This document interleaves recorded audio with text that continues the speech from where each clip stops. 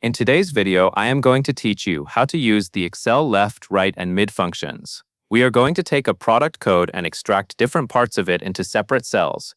This is useful when your data has a consistent format, like a country code, a prefix, or a section that always starts at the same position. As you follow along, keep an eye on the formula bar and the cells we are working in, because each function pulls text in a slightly different way. First, you will label the headers so you know exactly what each column will contain. In cell A1, type product code, then in cell B1, label left. In cell C1, label right.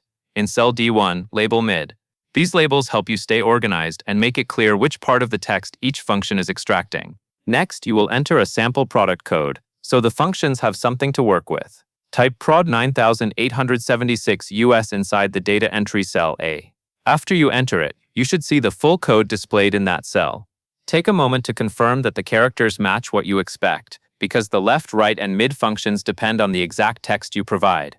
Now we will extract the first part of the product code. Click cell B2 and type $left A24. This tells Excel to take the text from cell A2 and return the first 4 characters. After you press enter, you should see the beginning of the code appear in cell B2. This is a straightforward way to pull a fixed length prefix every time. Then we will extract the ending part of the code. Click cell C2 and type right A22. This tells Excel to grab the last 2 characters from A2. The right function counts backward from the end of the text, so it is ideal for pulling suffixes like country abbreviations or version markers. Once the formula is entered, you should see the last 2 characters appear in cell C2. After that, we will extract a middle section of the text, which is where the mid function becomes especially useful. Click cell D2 and type mid A2, 6-4.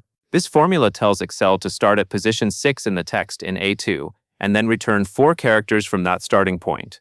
The mid function is different because it lets you choose both the starting location and the length. When you enter it, you should see a segment pulled from the middle of the product code, not from the beginning or the end. Now that the formulas are in place, you will make sure everything is displaying correctly. Press enter on your keyboard to instantly see your extracted text segments in cells B2, C2, and D2.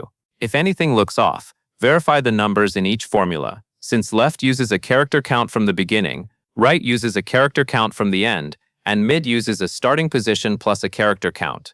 Finally, we will copy the results down if you add more product codes later. Highlight cells B2 through D2, which means select the entire range that contains your 3 extraction formulas. Then double-click the black cross to copy down.